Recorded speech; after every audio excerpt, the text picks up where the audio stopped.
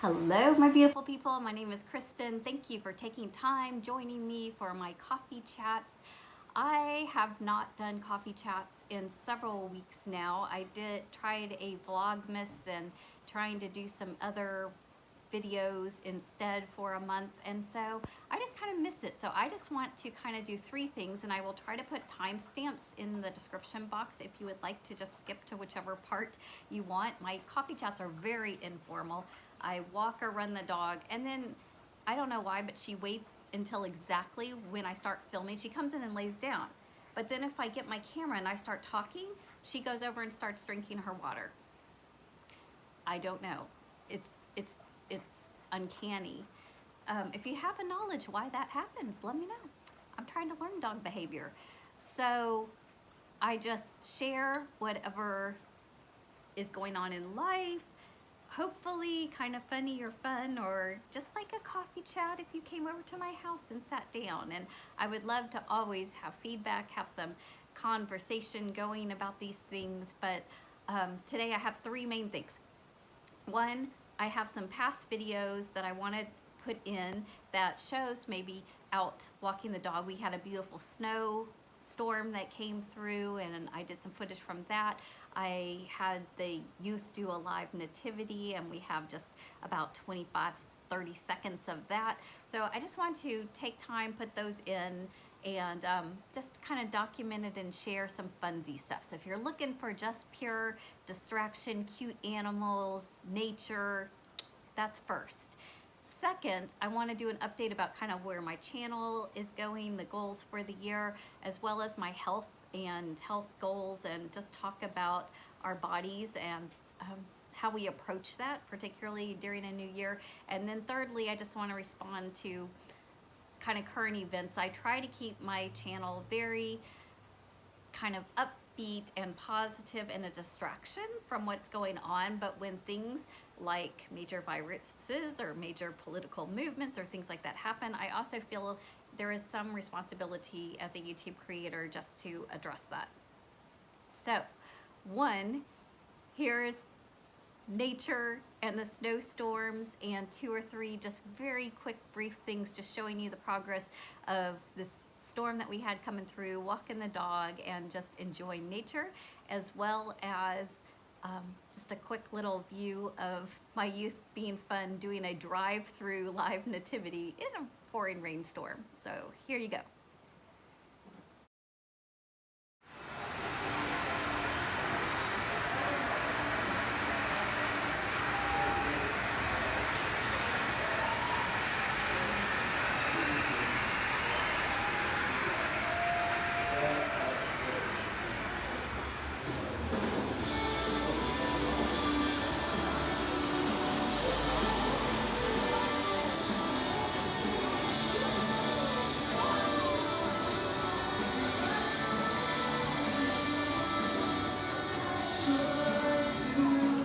An uninvited guest. Actually, I don't mind feeding the squirrels. I mean, look how fat they are. Oh, go get them. Go get them.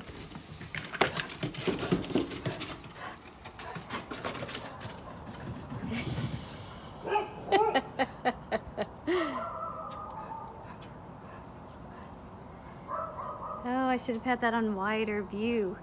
There goes the squirrel. You see him? He's like, heck to the no, I'm out of here, no dogs. The evening before, we're supposed to get 12 to 18 inches of snow. But it's a beautiful, peaceful evening now. 37 degrees. I'm even sweating because we ran a little over here. And this is just gorgeous. Wanted to share it. Okay, Bella, I'm coming. She's ready to run again. Yes. Now it's at the east, so switch to the west. Here's the snowfall at 11:30. It started about 8 a.m. coming down as ice pellets, and now it's just big fluff. And that's how much accumulated in about 3 hours. It's now 2 o'clock, and we've probably doubled We're getting about an inch an hour, which is what they said would happen. The birds are loving the feeder. I just filled it up before it started this morning. Actually, as it was starting. Pretty pretty though. So, we have had such a good day in the snow. Yes, we have run, we have played ball, we have gotten so muddy. And it snowed last Wednesday, and this is Tuesday, so this is 6 days later. It's just a slushy, muddy mess that we're having a lot of fun playing in.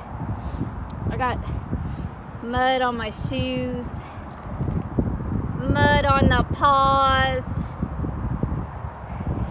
but that's all right. It was worthy. So welcome back. Thank you for letting me share that, document that, chronicle that, because I kind of use these vlogs also as my own little living diary, if you will. And if you've been having some of these storms or walks or celebrations for Christmas and nativities, or adapting because of the times, leave me a comment, let me know. So my channel, I am going to continue these coffee chats, but I used to do them weekly.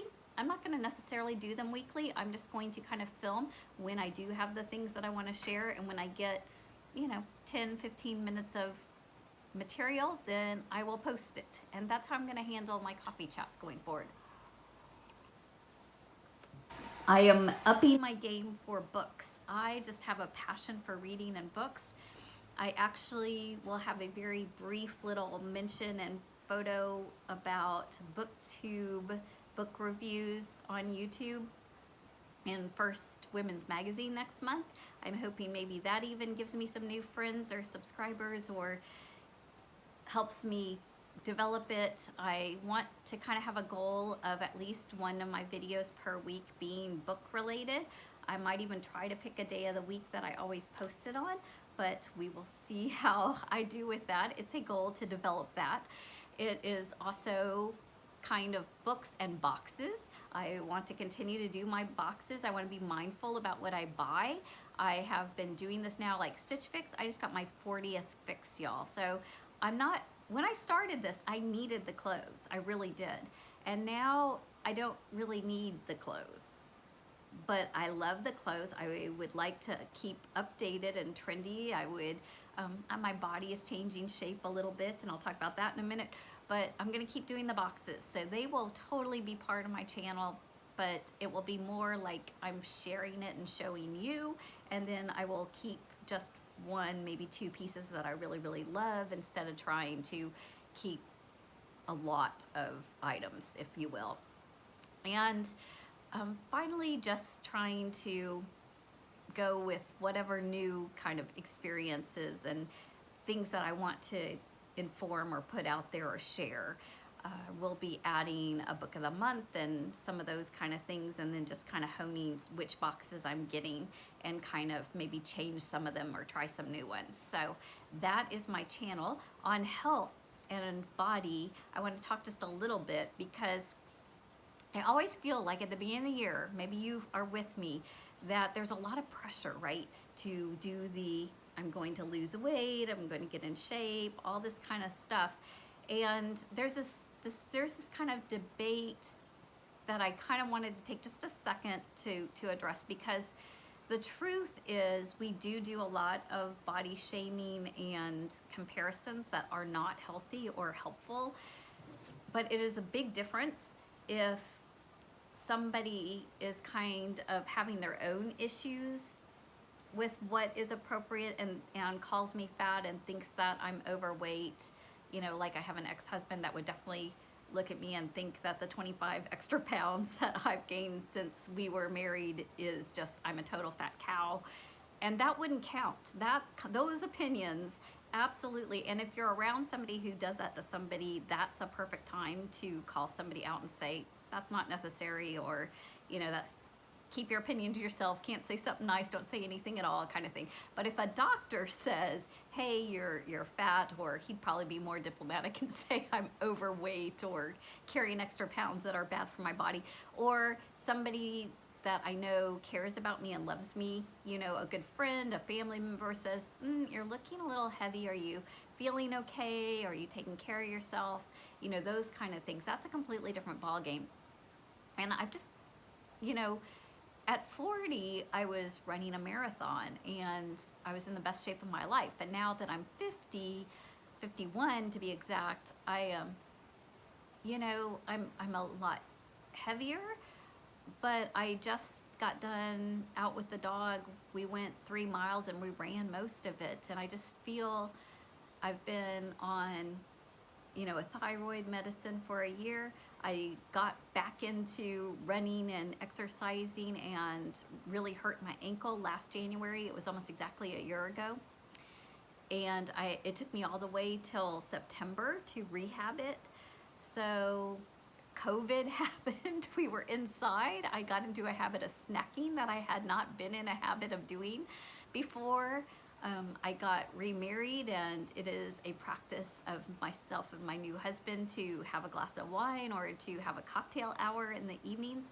So that's not bad or wrong necessarily, but it's empty calories if I'm honest. It's like, ooh, you know, that's part of it. So my health and fitness goals is really about, again, being mindful. And honestly, if I don't lose the weight, I will donate my smaller clothes that don't fit anymore. And I'm okay with that. I don't think that we have to feel bad about the size we're at or the shape that we're in. As long as we are fit, as long as we can do those things. And you know, if you can't walk up a couple flight of stairs, you know, without being out of breath, then you may want to make that as a goal. It's not necessarily a goal to be on the scale a certain number or to fit into a certain size clothes, because as we get older, we expand, y'all. It's just a fact of nature. But it doesn't be an excuse that we can't be healthy.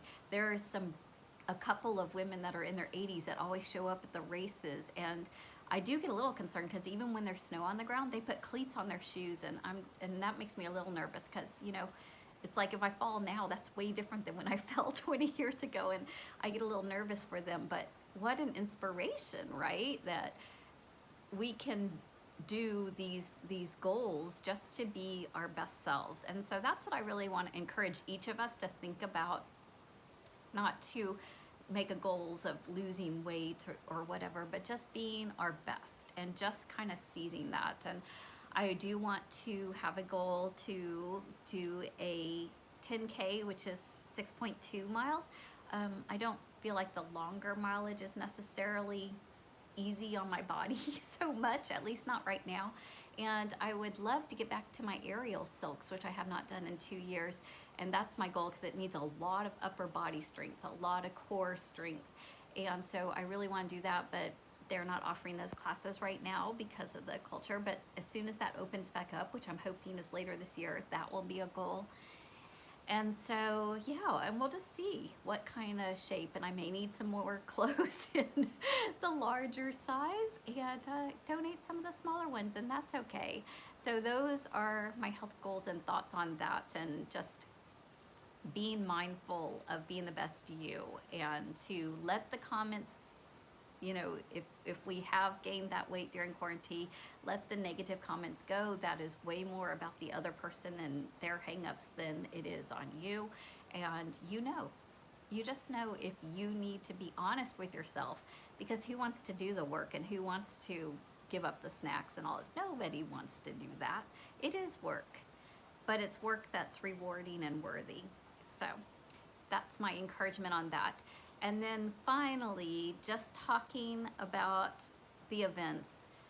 Wrong is wrong, and bad behavior should not be okay, no matter who you are, what side you're on. But the thing that I really want to address and talk about that just really, really bothers me and kind of breaks my heart is the number of people that will write off friendships or walk away from I'm cleaning out my friends list. I'm just getting rid of all of these relationships. If there's a toxic person that is truly attacking you and will not listen to being called out on it, that would be worthy of not allowing that in your life, right? If someone's not open to having a relationship, because that's what it is, right? It's an exchange of respect and ideas. But if we get into a place where we are only surrounding ourselves with people who look like us, who act like us, who agree with us, that is setting up for a lot of future problems and negativity. We need to listen to one another and have dialogue, and that's part of the problem, right? Governments, absolutely, but even relationships with your friends and with your spouses, with your family, we should be able to listen to another point of view, and not necessarily, we do not have to agree. And I know so many people are like, yes, we do have to agree. No, we actually do not. It's a beautiful thing to have an exchange, because here's the thing. It's not like it's right and wrong. It's different perspectives. And the different perspectives of life is what brings about the fullness and the beauty and innovation, and makes us all better people, because it pushes you to think about something. I'm going to have a way different perspective growing up in a mostly white, somewhat affluent suburban upbringing, in Houston, Texas, than somebody who grows up in a very urban, predominantly Black or Asian, or, a completely different culture type of experience. We have got different life perspectives. We are going to see things. And a lot of the events that are happening right now, y'all, are triggering issues in people that are real and legit, but have nothing to do with the immediate issue, if that makes sense. And what we need to do as people is be able to take some compassionate time to get to those root reasons and issues, and we are not hearing one another, and it's escalating and escalating and getting more divided and cutting people off and drawing lines that leads, historically speaking, to, if not war, at least to a lot of turmoil, and not as good a place for anybody. So try, if like, say, for instance, you see that comment on a social media platform that you disagree with, try, if you know that person, if you have a relationship, you've gone through the, PTO, you've gone through school, you've raised your children together, you have some kind of relationship with this person, take it off social media, call them, text them, get with them privately, and listen to what is behind whatever that comment was. And if you're open and they're open, you can both become better off for it. Because honestly, sometimes I will see something and I'll be like, what in the world? How could anybody think that, right? And so I know that person. I know that we've been through some stuff.